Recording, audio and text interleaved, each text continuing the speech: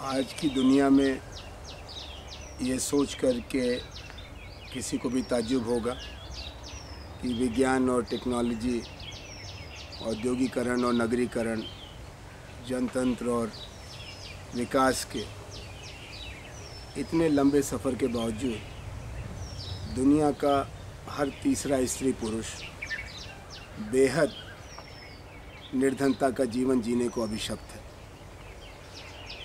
कभी कभी ऐसा भी लगता है कि गरीबी का सवाल मानव सभ्यता के मुख्य प्रश्न के तौर पर अब नहीं बचा, क्योंकि दुनिया में कोई भी देश अब दूसरे देशों की गुलामी के कारण अस्मिता विहीन नहीं है।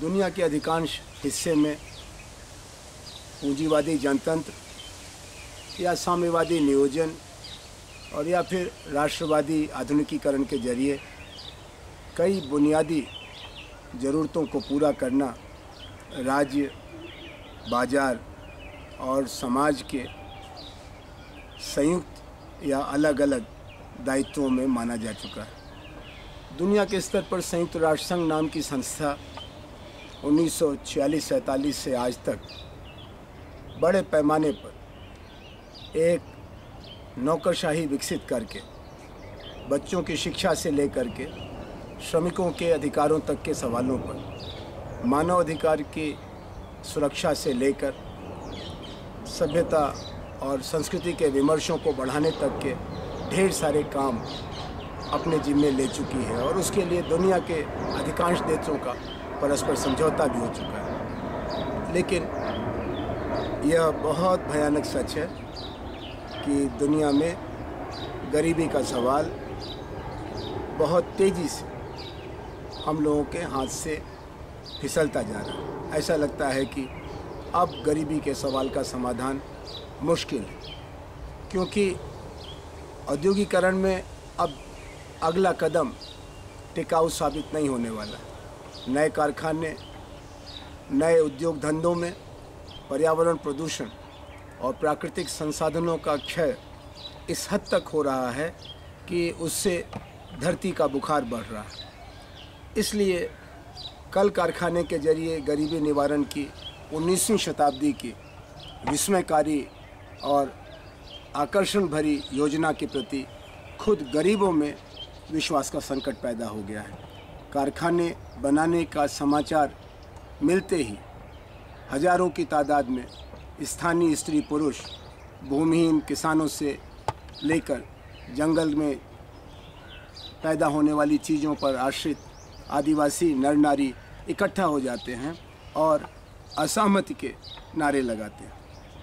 इसी तरह से दुनिया में जो कृषि के व्यापारीकरण के जरिए हमने एक बाजार तंत्र खड़ा किया है, उसमें दामों की इतनी लूट है और बिचौलियों की इतनी मनमानी है कि खेत में किसान को जिस चीज़ का दाम 5 रुपये प्रति किलो मिलता है, वो शहरों में उपभोक्ता और गृहिणी के घर तक आते आते 100 रुपये किलो तक हो जाती है। और यह सब कुछ मुट्ठी भर व्यापारी संस्थानों के परस्पर षड्यंत्र और चालाकी से होता है, और इसमें सरकारें लापरवाही या जानबूझकर उदासीनता का रुख अपनाती। फिर भी ये हमारी जिम्मेदारी है और हमारे दौर की चुनौती है कि ये जो लगभग 2 अरब लोग हैं, यानी दुनिया का हर तीसरा स्त्री पुरुष और बच्चा, इसकी गरीबी की सघनता, उसके कारण और उसके निवारण के बारे में नए तरीके से सोचें। सरकार के तरीके से सोच के देख लिया, बाजार के निगाह से सोच के देख लिया, अब हमको समुदाय की दृष्टि से देखना पड़ेगा, जिससे कि हम पहले तो गरीबी की परिभाषा ठीक से करें। अभी तक ये कहा जाता था कि जिनके पास एक खास राशि प्रतिदिन के स्तर पर उपलब्ध नहीं है वो गरीब हैं, या एक खास मात्रा के खाद्य पदार्थ अगर उनको उपलब्ध नहीं है तो वो गरीब है। लेकिन मनुष्य का जीवन रोटी और रोजगार के इर्द गिर्द ही नहीं है, उसकी अपनी आवास की ज़रूरत है, स्वास्थ्य की ज़रूरत है, शिक्षा की ज़रूरत है, सामाजिक ताने बाने की ज़रूरत है, राजनीतिक संरक्षण और अधिकारों की ज़रूरत है। इसलिए पिछले 25 वर्षों में अब गरीबी की परिभाषा को सिर्फ आमदनी या खपत से उठाकर बहुआयामी करने की कोशिश की गई, जिसमें शिक्षा, स्वास्थ्य, आवास, पेयजल, राजनीतिक और सामाजिक और शारीरिक सुरक्षा को भी शामिल किया गया। और इसको देखते हुए ये भी पता चला है कि दुनिया की गरीबों का बड़ा हिस्सा दक्षिण एशिया, दक्षिण अमेरिका और सब सहारी अफ्रीका में फैला हुआ है। और उसमें भी सबसे ज़्यादा लोग, लगभग आधे लोग दक्षिण एशिया में। और दक्षिण एशिया का मतलब भारत, बांग्लादेश, पाकिस्तान, नेपाल, कुछ हद तक श्रीलंका, अफ़गानिस्तान, बर्मा, भूटान, मालदीव। यहाँ पर सबसे सजग जनतांत्रिक व्यवस्था और सबसे मुखर लोक शक्ति भारत में संगठित है। इनकी अपनी एक शानदार राष्ट्रीय आंदोलन परंपरा रही है और पिछले 40 साल में कई तरह की सरकारों ने गरीबी के सवाल को वोट पाने के लिए और जनता का विश्वास बनाए रखने के लिए इस्तेमाल भी किया है। लेकिन यहाँ का ये सच जान के सबको दुख होगा कि लगभग 10 करोड़ लोग ऐसे हैं जिनको हरित क्रांति से लेकर आज की सूचना क्रांति तक में से किसी से भी कोई लाभ नहीं मिला। इनको आप सतत निर्धनता के शिकार लोग कह सकते हैं। और उनका अपना एक भौगोलिक चेहरा है, यानी कई इलाके ऐसे हैं जहां आज भी बिजली, पानी, सड़क, स्वास्थ्य की कोई सुविधा नहीं। इनमें से कुछ इलाकों में लोग उदास होकर के या नाराज होकर के अतिवादी रास्ते पर जा रहे हैं, इसलिए उसको अब नक्सल प्रभावित इलाका कहा जाता है। और ऐसे कितने ज़िले हैं? भारत के 650 ज़िलों में लगभग 220 ज़िलों में इस तरह की प्रवृत्ति खुल के सामने आ गई है। जहां भारत सरकार की पुलिस और सेना लगभग बेकार है, वहां नागरिक अधिकारों का चौतरफा हनन और बुनियादी सुविधाओं का लगातार अभाव आम आदमी को, जनतंत्र को एक खिलौने से भी ज़्यादा बेकार चीज़ के तौर पर देखने को मजबूर कर रहा है।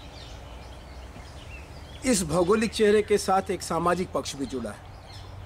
किसी भी इलाके में अगर अभाव है तो सब उससे पीड़ित होंगे। लेकिन यह सोचने वाली बात है कि आखिर भारत की निर्धनता के शिकार जनता में सबसे ज़्यादा अनुपात आदिवासियों, जनजाति के लोगों का क्यों है? वो भारत की आबादी में तो 8% हैं, लेकिन गरीबों में उनकी उपस्थिति 40% है।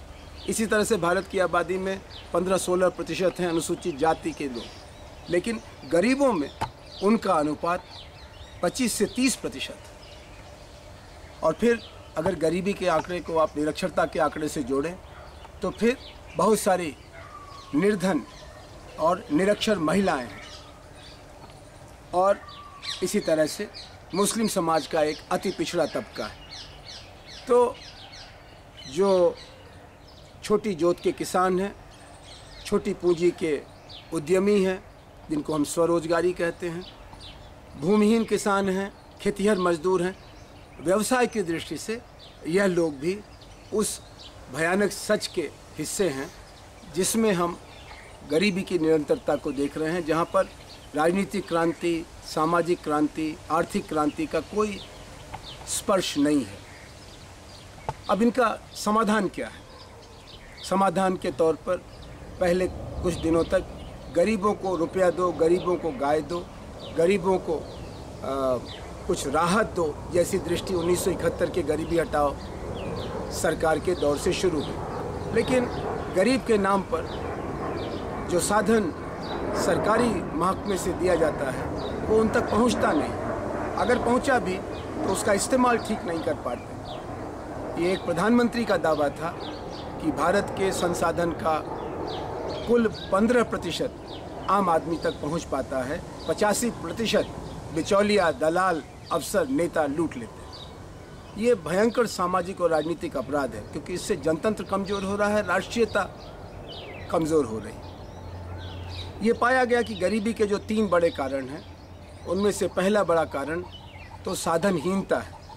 जिसके पास ज़मीन नहीं होगी, जिसके पास पूंजी नहीं होगी, जिसके पास कौशल नहीं होगा, वही तो गरीब होगा।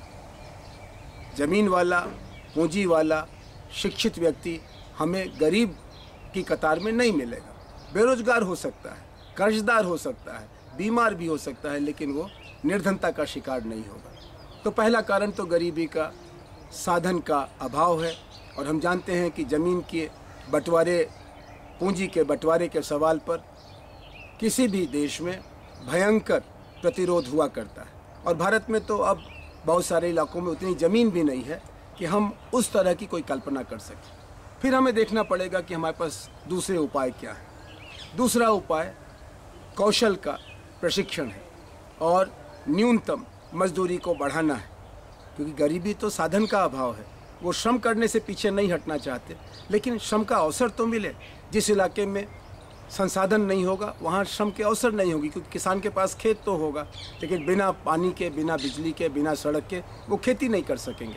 तो दूसरा बिंदु इसमें ग्रामीण जीवन में संसाधन, बुनियादी संसाधन के लिए पूंजी निवेश, जो पिछले 20 साल से लगातार घटता जा रहा है। फिर तीसरा पक्ष है कुछ बुनियादी अधिकारों की स्थापना, जैसे रोजगार का अधिकार, शिक्षा का अधिकार और स्वास्थ्य और भूख से मुक्ति का अधिकार।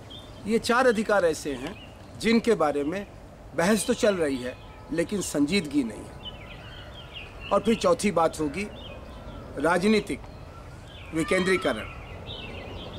अगर किसी गांव कस्बे में गरीब बड़ी तादाद में हैं तो उनकी उपेक्षा संभव नहीं है, बशर्ते कि उनको निर्णय प्रक्रिया में शामिल किया जाए। लेकिन अगर फैसले दिल्ली के योजना आयोग के भवन से या जिला मुख्यालय में जिलाधिकारी के कार्यालय से हुआ करेंगे तो फिर गरीब की उपेक्षा स्वाभाविक है, क्योंकि गरीबी के कारण ही बहुत सारी चीज़ें सस्ते दाम पर मिल जाती हैं। जैसे शहरों में लोगों के घर में काम करने वाले स्त्री पुरुष, ठेले पर पानी से लेकर के दवा बेचने वाले गरीब नौजवान, रिक्शा और ऑटो चलाने वाले लोग, सस्ते दर पर कारखानों में काम करने वाले लोग, ये कौन लोग हैं? क्या ये बेहतर तनख्वाहों के लिए नहीं सोचते होंगे? लेकिन आधा मनुष्य और आधा पशु जैसा जीवन जी रहे हैं, क्योंकि इनके पास इससे बेहतर कोई विकल्प नहीं है। अपने गांव में तो उनको 20 रुपये रोज़ नहीं मिलेगा, तो शहर में आने पर अगर 100 रुपये रोज़ पर उनको काम करने का मौका मिले तो वो तो इसको बेहतर ही मानेंगे। लेकिन राष्ट्र निर्माण की दृष्टि से यह एक साझा अपराध है, जिसमें हम शहर बनाम गांव, पिछड़ा बनाम अगड़ा, स्त्री बनाम पुरुष, साक्षर बनाम निरक्षर जैसी जाने कितनी नई लड़ाइयों को पैदा कर रहे हैं। आज के शासक आज के इंतज़ाम में वक्ती तौर पर कुछ भूल भुलैया पैदा करके अपना समय काट लेंगे, लेकिन अगर विश्वास का क्षरण इसी तरह से जारी रहा तो गरीब और देश का रिश्ता और कमज़ोर होगा। गरीब और जनतंत्र का रिश्ता तो पहले ही बहुत कमज़ोर हो चुका है। आज की इस परिस्थिति में समयबद्ध तरीके से प्रखंड और जिला स्तर पर गरीबी के खिलाफ एक राष्ट्रीय संग्राम की ज़रूरत है। विदेशी गुलामी से राजनीतिक आज़ादी एक बड़ा सपना था और उसके लिए बड़ी लड़ाई लड़ी गई, लेकिन देशी गरीबी से मुक्ति और राष्ट्र के ऊपर से गरीबी के कलंक को दूर करने के लिए एक साझा लड़ाई, जिसमें गरीब की अगुवाई में हम सब शामिल हों, ये एक ठोस चुनौती है और यही 21वीं शताब्दी का भारत मांग रहा है। हम 8%, 9% की रफ्तार से बढ़ने के बावजूद अगर गरीबी को बढ़ने से नहीं रोक पा रहे हैं तो हमको इस दिशा में अब और आगे जाने का खतरा नहीं उठाना चाहिए, क्योंकि भूमंडलीकरण और उदारीकरण के दौर के पहले गरीब भी था और गरीबी भी थी, लेकिन गरीब और गरीबी के साथ राज्य का संबंध विश्वास का था, बाजार का संबंध यकीन का था। लेकिन पिछले 20 बरस में जो हमने रास्ता पकड़ा है, इसमें राज्य की औकात घटी है और बाजार का आकार राक्षसी हो गया है। बाजार दुनिया की बड़ी ताकतों के हाथ में चला गया है और इससे अब गरीब, खास तौर पर पिछड़े इलाकों के लोग और पिछड़े वर्गों के लोग इस व्यवस्था में अपना भविष्य नहीं देख पा रहे। मुझे लगता है कि इस समय सबसे बड़ी चुनौती गरीबी, खासतौर पर सतत गरीबी के शिकार करोड़ों लोगों की भाग्य रेखाओं को पढ़ने का है और इस चुनौती के समाधान के लिए जब तक स्कूल, कॉलेज और विश्वविद्यालयों में जमा मेधा और प्रतिभा का सदुपयोग नहीं किया जाएगा, अनुभवी प्रशासकों को नहीं लिया जाएगा, समाज सेवी राजनीतिक कार्यकर्ताओं को नहीं लिया जाएगा और सबसे ज़्यादा परमार्थी जनसंगठनों का निर्माण नहीं किया जाएगा, हम एक भयंकर अपराध के साक्षी और कुछ मायने में सहभागी बनने के दोषी होंगे। और ये हमारे लिए न आज और न आने वाले कल में कोई शुभ बात है।